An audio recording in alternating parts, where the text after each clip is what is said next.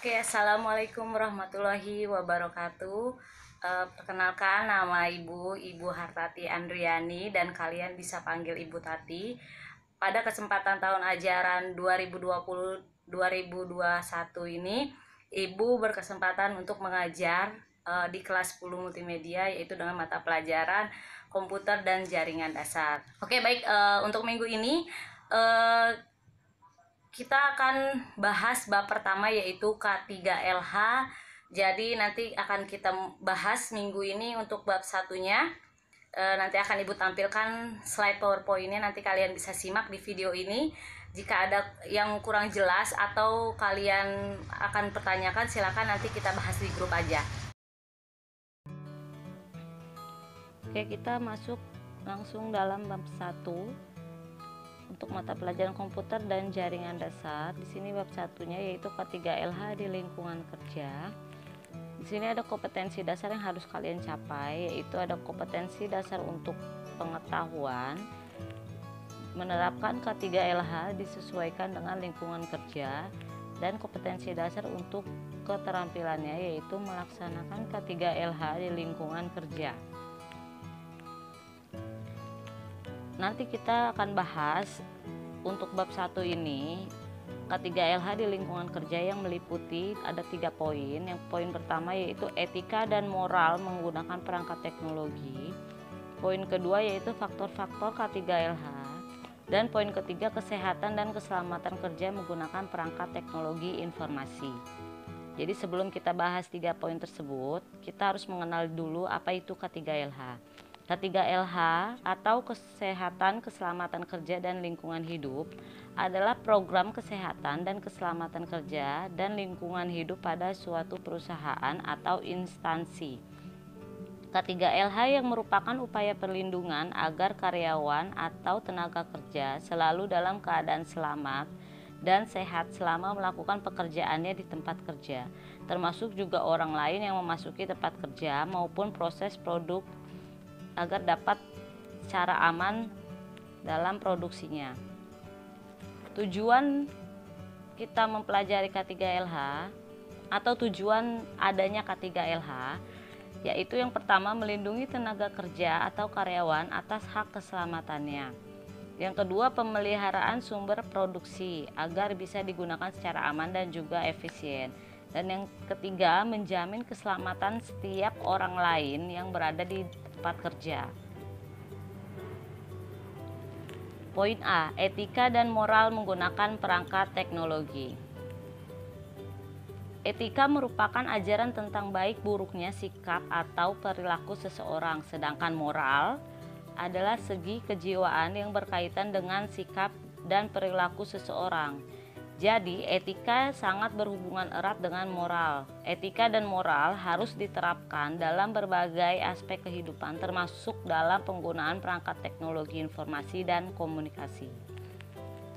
Poin pertama di sini ada hak cipta perangkat lunak.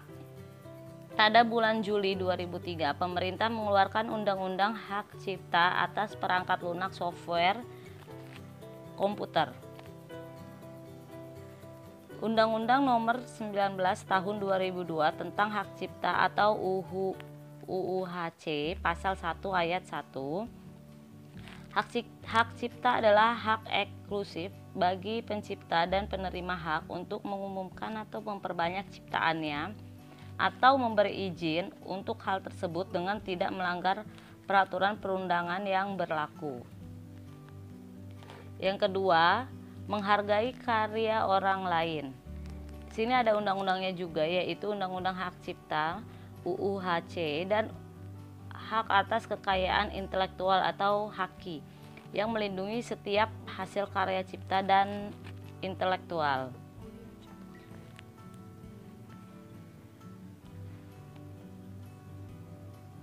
Undang-undang tersebut berlaku pula atas perangkat lunak atau software komputer. Anda sebagai pelajar tentunya menyadari akan penghargaan terhadap kreasi orang lain yang dilindungi undang-undang. Oleh sebab itu, sebaiknya Anda membeli dan menggunakan perangkat lunak yang asli, sekalipun harus membayar dengan harga yang lebih besar. tidak menambah atau mengurangi perangkat lunak yang diciptakan orang lain, dan tidak menyalahgunakan perangkat lunak tersebut dalam dunia kriminal. Yang ketiga ada illegal copy. Menyalin software yang memiliki hak cipta tanpa meminta izin atau membayar lisensi kepada pencipta adalah praktik yang tidak sah atau illegal copy. Praktik illegal copy terjadi karena alasan keuangan. Orang enggan mengeluarkan uang ratusan ribu bahkan jutaan rupiah hanya untuk mendapatkan program software yang sebenarnya dapat diperoleh dengan hanya mengkopinya. Program komputer yang sering dikopi antara lain yang pertama, program sistem operasi. Jadi sistem operasi itu misalnya seperti Windows. Banyak orang yang menginstal Windows yaitu Windows yang KW atau yang palsu. Terus yang kedua, program antivirus. Kita banyak menjumpai komputer yang terdapat antivirusnya, dan antivirus itu didapat dengan cara illegal copy. Yang ketiga, program desain grafis. Ini seperti misalnya CorelDRAW, Photoshop, dan sebagainya. Yang keempat itu adalah program Microsoft Office. Dan terakhir, program permainan atau games.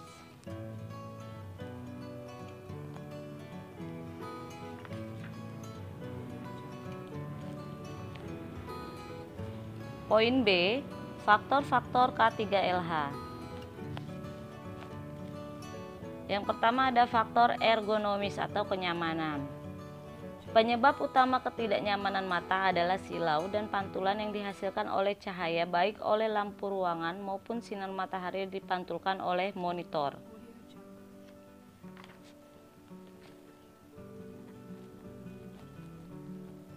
Terdapat beberapa cara untuk mengatasi masalah-masalah tersebut sebagai berikut.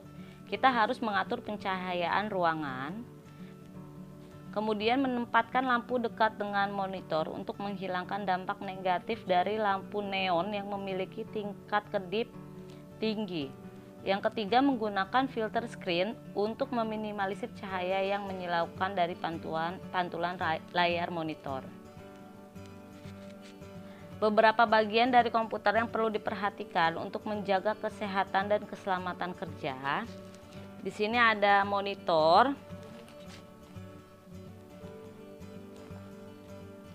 Untuk monitor, seharusnya kita meletakkan monitor di ruangan sehingga pancaran layar monitor tidak dapat memantulkan sumber cahaya lain.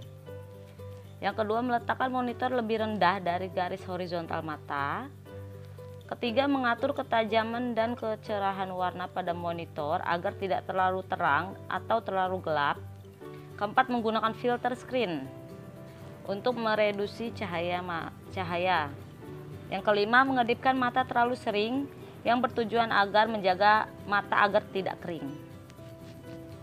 Terus kedua ada CPU atau Central Processing Unit. CPU ini tidak boleh bersentuhan langsung dengan tangan dalam keadaan basah karena aliran listrik pada CPU dapat menyetrum. Usahakan kalian meletakkan CPU jauh dari benda-benda cair dan binatang atau serangga. Ketiga ada kabel komputer. Kabel komputer harus terhindar dari percikan air, aman dari jangkauan anak-anak, dan aman dari api. Hal ini dikarenakan dapat menyebabkan korsleting. Korsleting mengakibatkan hubungan arus listrik sehingga dapat menyebabkan kebakaran. Jadi usahakan kabelnya itu disusun dengan rapi, atau kalau mau dijejerin di bawah, diletakkan di bawah itu harus di double tip, dipakai isolasi.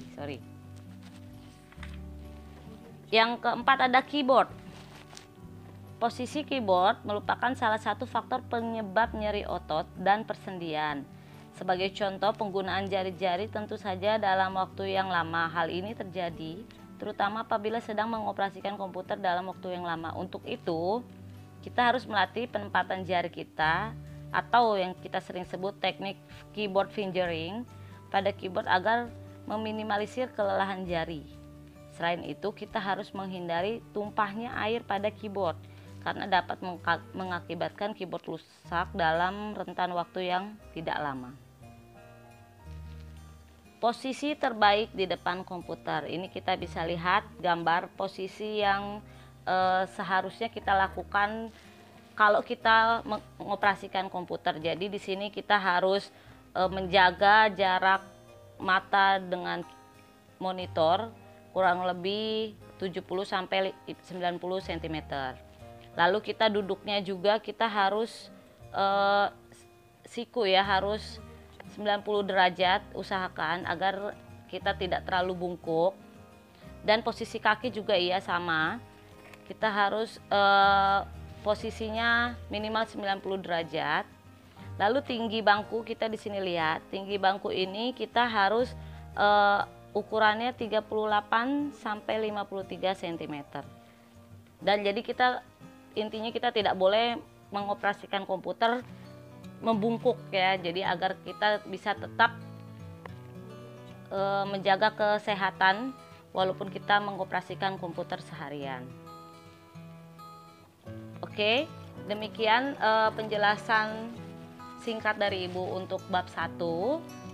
Jika kalian ada yang kurang mengerti, silakan kita diskusikan kembali di WhatsApp group. Di sini Ibu akan kasih kalian tugas. Kalian nanti tulis aja tugasnya ini di buku catatan kalian, kemudian kalian foto dan kalian upload pada Classroom di kelas masing-masing. Tugasnya yaitu kalian cukup memberikan alasan tentang gambar yang ada di sini yang Ibu kasih, yang udah Ibu kasih. Contohnya di gambar pertama ini kalian lihat di sini ada kabel komputer yang sudah dirakit rapi. Nah, di sini kalian checklist, kalian setuju atau tidak setuju tentang gambar nomor 1 ini. Kalau kalian setuju, sertakan alasannya di sini, kalian tulis. Kalau tidak setuju, kalian jelaskan alasan kalian kenapa kalian tidak setuju kabel ini tersusun rapi seperti ini. Paham ya? Kemudian untuk gambar 2 juga sama. Di sini ada laptop yang ditaruh di kasur. Menurut kalian itu misalnya setuju atau tidak setuju dengan penggunaan laptop seperti ini, sertakan alasannya. Dan yang ketiga di sini kita lihat ada orang lagi mengoperasikan komputer tapi posisinya seperti ini duduknya. Nah, kalian juga menurut kalian ini kalian setuju atau tidak setuju, berikan alasannya. Lalu yang keempat, nah ini ada orang juga mengoperasikan komputer dengan duduknya juga seperti ini. Menurut kalian setuju atau tidak setuju? Dan terakhir di sini ada nomor 5, ada orang yang mengoperasikan laptop, lalu di sampingnya dia membawa segelas cangkir kopi, lalu cangkir kopinya ini tumpah ke laptop dan kertas yang ada di sebelah laptopnya. Menurut kalian ini setuju atau tidak setuju, sertakan alasannya. Paham ya? Kalau misalnya belum paham ya udah nanti kalian tanya aja sama Ibu oleh Japri atau di grup WhatsApp. Oke, kerjakan tugas ini. Usahakan jangan copy paste punya temennya ya. Kalian kerjakan sendiri karena ini alasan kalian sendiri. Demikian dari Ibu. Kurang lebihnya Ibu mohon maaf. Wabillahi taufiq wal hidayah. Wassalamualaikum warahmatullahi wabarakatuh.